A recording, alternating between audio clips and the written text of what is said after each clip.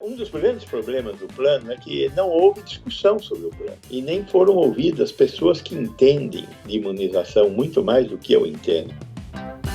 Olá, eu sou Gonzalo Vecina Neto, você já me conhece e estou me divertindo aqui, informando e colocando em discussão coisas que nós temos que discutir.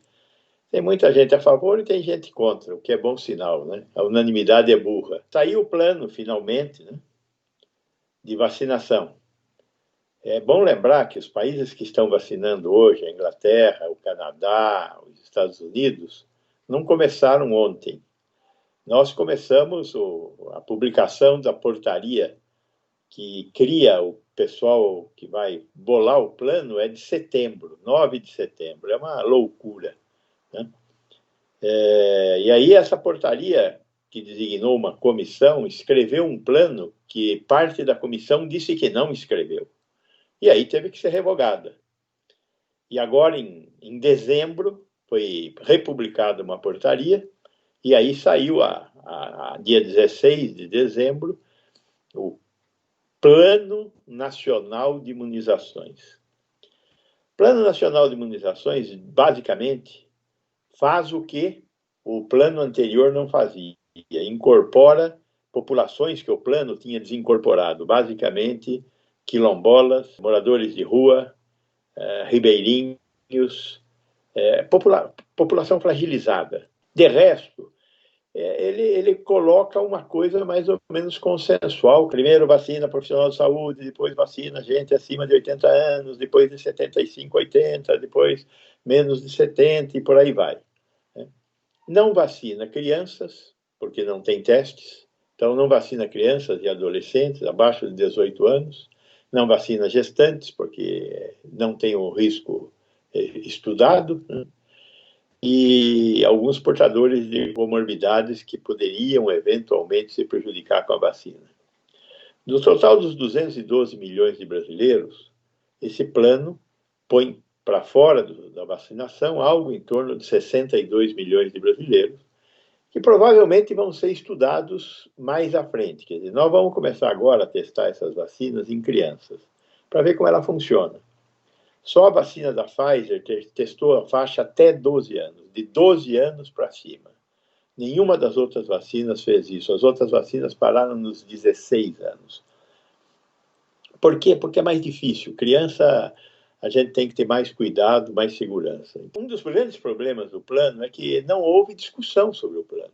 E nem foram ouvidas pessoas que entendem de imunização muito mais do que eu entendo. Existe um grupo de especialistas na área de vacinação que defendem que a vacina deveria ser prioritariamente dada para grupos que estão morrendo mais. Quais são os grupos que morrem mais? São os grupos que ficam mais na rua. Tem algum grupo da população brasileira que fica mais na rua? 40% da população brasileira depende da economia informal. Quem depende da economia informal, quando a formal para, fica sem nada. A economia informal só funciona porque a economia formal funciona. Precisa pensar. Então, quando a economia anda, esse povo que não tem emprego come as migalhas que nós deixamos cair. Quando nós deixamos de cair migalhas, eles passam fome. E aí tem que sair na rua buscar comida. E quando eles saem na rua buscar comida, o que acontece? Eles pegam a doença e morrem. Os pobres, os analfabetos, os negros, não porque são negros, mas porque são sempre pobres, morrem 3 vezes mais do que os brancos. A desigualdade social mostrando as suas garras e mostrando para nós que não é normal a pobreza, que nós temos que trabalhar para diminuir a pobreza. A pobreza não vai diminuir sozinha, e ela não é culpa dos pobres, ela é culpa de quem tem, não de quem não tem. Porque uma sociedade civilizada, por exemplo, as sociedades do norte da Europa, criaram políticas de inclusão social, e é por isso que lá tem menos pobre hoje. Bom, então, essa é uma parte do plano. A outra parte do plano famoso ignora a existência do convênio com a Sinovac, a vacina chinesa. A vacina chinesa que está desacreditada não por ser chinesa, mas por ser um país que tem a tecnologia 5G da Huawei, que o Bolsonaro disse que não vai permitir no Brasil por causa do Trump. É a melhor tecnologia e a mais barata. Nós vamos ficar de fora disso e vamos ter que comprar 5G dos europeus. Por causa do 5G, se começou a falar mal da vacina chinesa, não o contrário.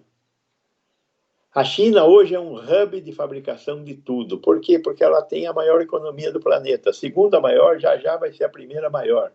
Tem 1 bilhão e 400 consumidores. Então, ela tem escala econômica para produzir qualquer coisa que ela queira. E sobra umas migalhas para o resto do mundo consumir. Por isso que hoje as fábricas de medicamentos estão todas lá. A fábrica de medicamentos da Sinovac é lá. A fábrica de medicamentos da AstraZeneca é lá. Boa parte dos outros produtores de vacinas tem alguma coisa vindo da China. Então, a vacina chinesa é boa, confiável, só que o governo federal disse não para ela. O Butantan tem um acordo para importar a vacina e, no segundo momento, produzir vacina. Tem garantidas 140 milhões de doses para o ano que vem. Dá 70 milhões de vacinados. A AstraZeneca tem 140 milhões de doses em processo de produção na China, na Inglaterra, e vai trazer para o Brasil uma parte disso e o resto a Fiocruz vai produzir. Há mais 70 milhões de brasileiros. Aí vai ficar faltando mais umas 50, 60 milhões de doses, que está em negociação, diz o governo federal, com a AstraZeneca e um pouquinho com a Janssen, que foi a quarta empresa que testou vacina no Brasil. Tudo isso, até quarta-feira, dia 16 de dezembro, não estava fechado. Não está fechado o acordo com a Janssen, não está fechado o acordo com a Pfizer. Está fechado o acordo com a AstraZeneca, feito pela Fiocruz. Está fechado o acordo com a Sinovac, feita pelo Butantan e ignorada pelo governo federal. Pegue o plano, são 110 páginas, entre lá dentro e veja. Tem lá o cronograma de distribuição das vacinas da AstraZeneca. Nós sabemos, os paulistas, pelo menos quem conversou com o pessoal do Butantan, qual é o cronograma de entrega do Butantan. O governo federal ignorou o cronograma de entrega. O Butantan está colocado junto com as vacinas que estão longe de chegar aqui, da Gamaleya, e a vacina indiana, que está em fase 3 lá e nós não sabemos nem quando vai ser fabricada. Quer dizer, o plano, nesse sentido, é um fracasso. Sem a vacina do Butantan, estamos fritos. Deixar São Paulo vacinar paralelamente ao governo federal é a destruição do SUS, é a destruição da federação, é a negação da Constituição Federal. Não pode. E essa ficha parece que caiu também. Inclusive, o governo federal andou falando em pegar as vacinas aonde elas estiverem, né? Que é uma bobagem. Mas, de qualquer forma, vamos ver como é que evolui. Bom, o governo federal e o governo estadual vão ter que conversar. São inimiguinhos, não se gostam, mas vão ter que conversar. Não tem jeito diferente de proteger a saúde do povo brasileiro. Terceiro problema. O plano de vacinação não tem um sistema de controle de quem já tomou a vacina, de quem já não tomou a vacina e de como comprovar quem tomou a vacina. O DataSUS diz que vai ficar pronto. Então, não tem. Nós não poderíamos começar a vacinar em dezembro, não porque não tem vacina, porque vacina até tem, mas porque não tem um sistema de controle da vacinação. É uma vacinação complexa essa que nós vamos fazer, porque tem 2 doses. Nós não vacinamos em 2 doses. As vacinas que nós utilizamos, elas têm tem uma dose e depois tem reforços, dado a uma distância maior. Mas há 21 dias você tem que fazer a segunda dose e não poder misturar vacinas. Quem tomou Sinovac não vai poder tomar a da AstraZeneca e vice-versa. Então, temos que ter um sistema melhor. Se ainda por cima entrar da Pfizer, Nós vamos ter que pensar mais ainda, porque aqui precisa de menos de 70 graus. Dura 30 dias fora da geladeira de 70 graus, mas vai ter que melhorar isso. Não temos sistema. Quarto problema, não tem um sistema de comunicação. A única coisa que nós tivemos até hoje foi o nosso querido e amado presidente dizendo que quem for tomar essa vacina tem que assinar um termo de que eu sei que eu estou tomando um veneno. Agora, isso é jeito de um líder fazer? A epidemia só vai parar de matar se a gente vacinar.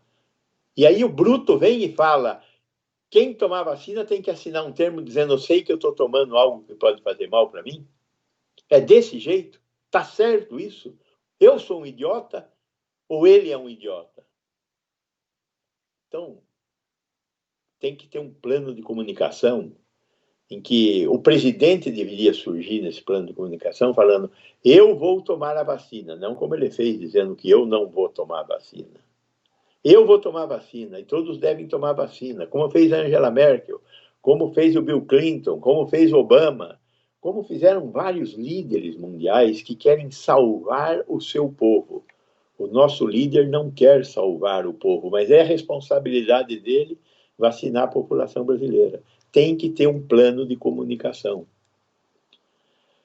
Eu acho que isso é suficiente para demonstrar como esse plano de vacinações não faz jus a um programa que foi criado em 1973, que distribui 300 milhões de vacinas por ano, de 41 vacinas diferentes.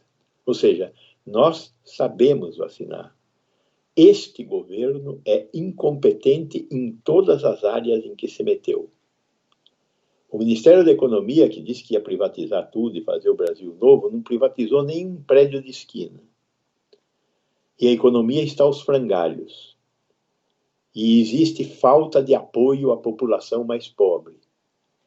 Então, esse povo que está no governo, no desgoverno, não está demonstrando a capacidade de nos conduzir para um processo de imunização que nós precisamos ter para diminuir o número de mortes. É isso que eu tinha que falar sobre o nosso Plano Nacional de Imunizações contra a Covid-19. Muito obrigado, até a próxima.